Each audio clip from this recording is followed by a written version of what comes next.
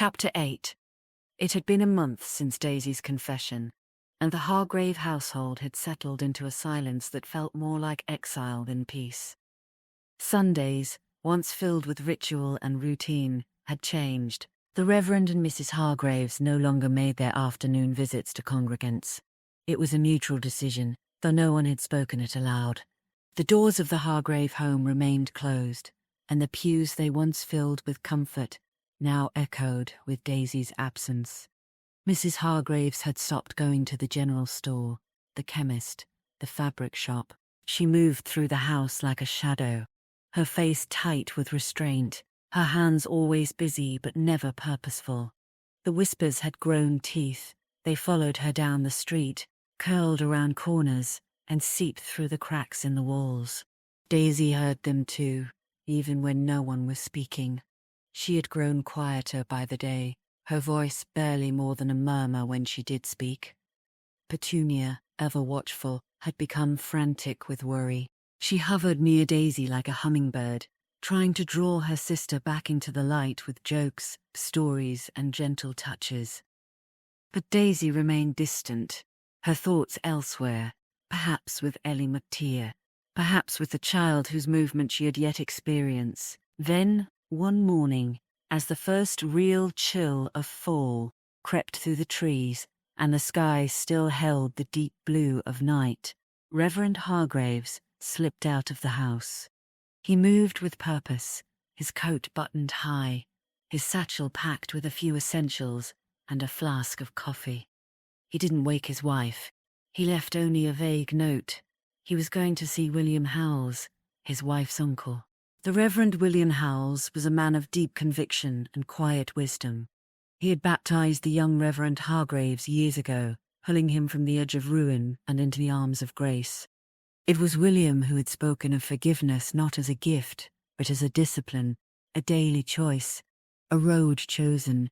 Reverend Hargraves needed that voice now. The journey would take a half a day by horseback, winding through valleys and past the river that marked the edge of their county. He rode with his thoughts heavy and his heart uncertain. He had preached mercy for years, but now he wondered if he truly understood it. What did mercy look like when it was your own child who had fallen? What did grace mean when the town turned its back? He hoped William would know. As the sun rose behind him, casting long shadows across the fields, Reverend Hargraves pressed forward, toward answers, toward reckoning, towards the man who had once saved him, and who might now save them all. It was well into the night when the Reverend Hargraves returned to his family, his boots heavy with dust and his coat damp from the evening mist. The front door creaked open, and for a moment the house held its breath. Mrs. Hargraves looked up from her chair, her knitting untouched in her lap. Petunia had fallen asleep on the rug, curled like a cat beside the cold fireplace. Daisy sat by the window, unmoving, her eyes fixed on the dark beyond. He looked exhausted, but something had shifted. His face, though lined with weariness, was lighter. His shoulders, once hunched under the weight of scandal and shame, now carried themselves with a quiet resolve. He walked with the gait of a man who had remembered his purpose. Without a word, he beckoned his wife and led her into their bedroom. The door closed softly behind them. Daisy didn't turn. Petunia stirred but didn't wake. By the time Mrs. Hargraves emerged, both girls were already in bed. She moved with urgency. When she entered the girls' room, her voice was firm but not unkind. "Daisy," she said, "pack your things. You'll be leaving in the morning with your father." A solution was found. Daisy blinked slowly, as if the words were spoken in a language she no longer understood. She didn't ask where. She didn't ask why. "Silver Springs," her mother added. "You'll be staying there for a while." Mrs. Hargrave's voice trembled slightly as she continued. "I'll remain here. Petunia cannot be left unchaperoned." Petunia, now fully awake, sat up with wide eyes. "She's leaving." Her voice cracked. "Why can't I go too?" Mrs. Hargraves didn't answer. She placed a hand on Daisy's shoulder, but Daisy didn't react. Her gaze was distant, her body still. She moved slowly from the bed, pulling out clothes with mechanical precision. Petunia burst into tears. She clung to Daisy's arm, pleading, sobbing, asking questions no one would answer. Daisy didn't push her away, but she didn't comfort her either. She was somewhere else, adrift in thoughts too deep for words. The house, once filled with sermons and songs, now echoed with silence and sorrow. And as the night wore on, the Hargraves prepared for a journey that felt less like a departure and more like a reckoning. Chapter 9. The wagon creaked and groaned as it rolled over uneven roads, the hours stretching long and silent. Daisy sat hunched in her seat, her body aching from the jostling ride, her thoughts a blur of exhaustion and dread.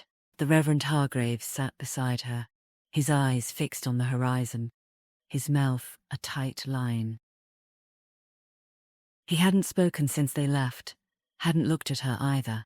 The silence between them was colder than the autumn wind. They had departed under the cover of darkness, slipping out of town like fugitives.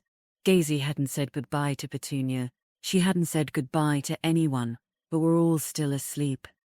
The road behind them disappeared into the trees, and with it, the life Daisy had known. It was nearly dusk when they finally reached Silver Springs. The town unfolded before them like a painting, larger, brighter, and more alive than the one they'd left behind. The streets were wider, paved with cobblestones that glinted in the fading light. Gas lamps lined the sidewalks, already flickering to life as the sun dipped below the hills. Storefronts stood tall and proud, their windows polished and filled with goods Daisy had never seen before. Velvet ribbons, porcelain dolls, books with gilded spines. People moved with purpose.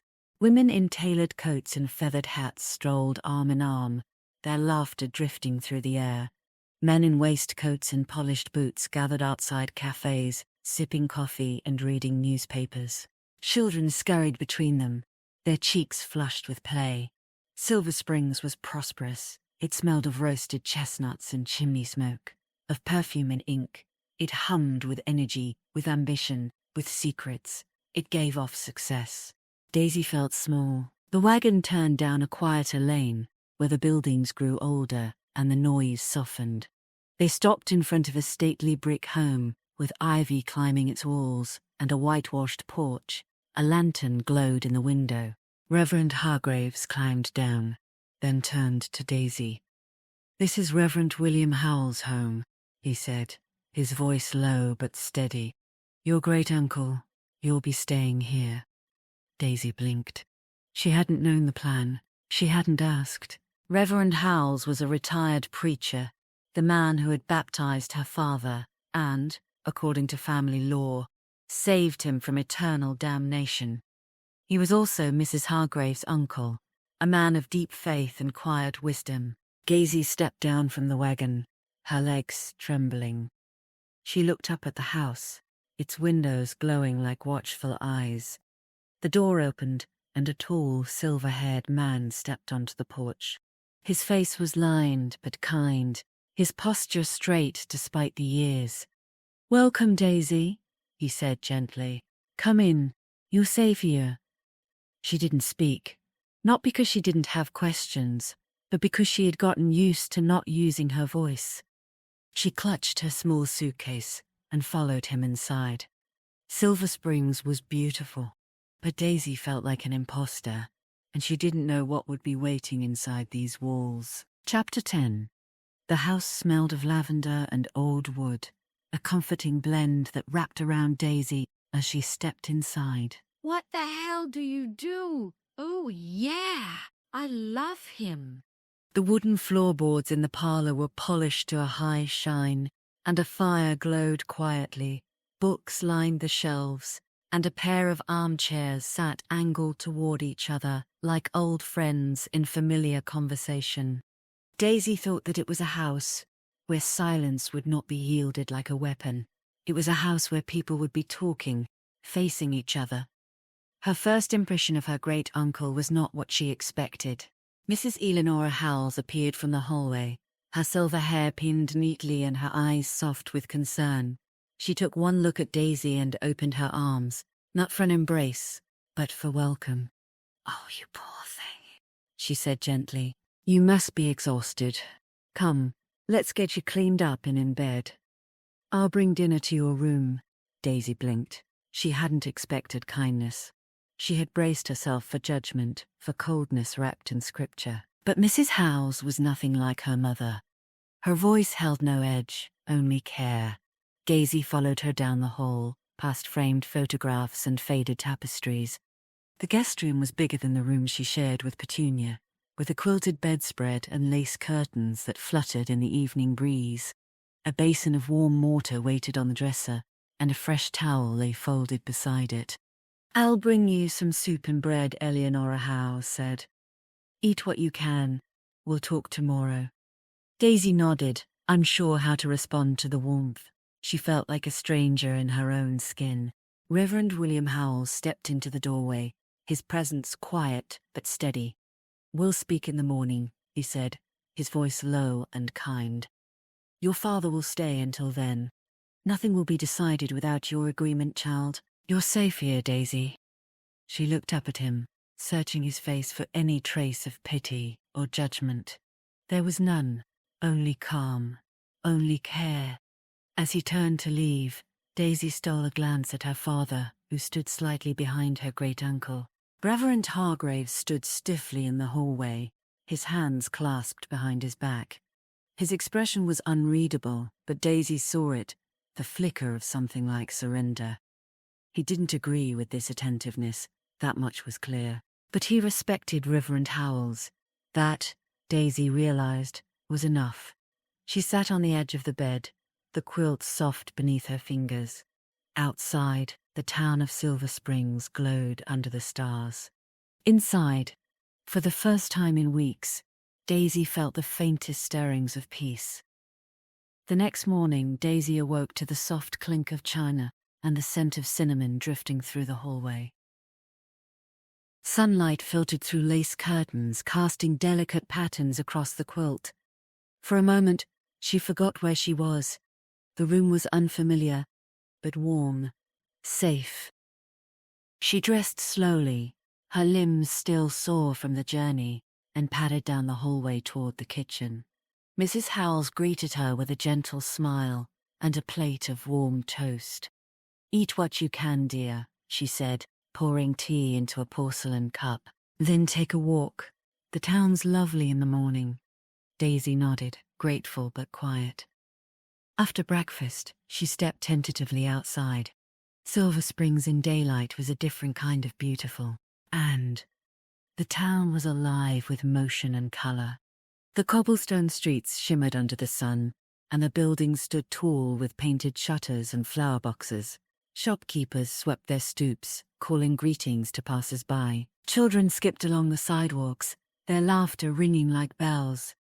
There was a bakery on the corner with golden loaves stacked in the window, and a bookshop next door with a display of novels and poetry bound in soft leather. A woman in a green dress sold apples from a cart, her voice cheerful as she chatted with customers. The air smelled of sugar and smoke, of autumn leaves and fresh bread. Daisy wandered slowly, her eyes wide. She passed a schoolhouse with children playing outside, a tailor shop with bolts of fabric in every shade, and a small park where old men played chess beneath rustling trees. No one stared. No one whispered. She felt invisible, but not in the way she had back home. Here, invisibility felt like freedom. She sat on a bench near the fountain in the town square, watching the water dance in the sunlight. For the first time in weeks, her chest didn't feel so tight. The town didn't know her story, it didn't know her name, and for now, that was enough. Silver Springs was bigger, brighter, kinder, and Daisy wondered, just for a moment, if it might be the place where she could begin again.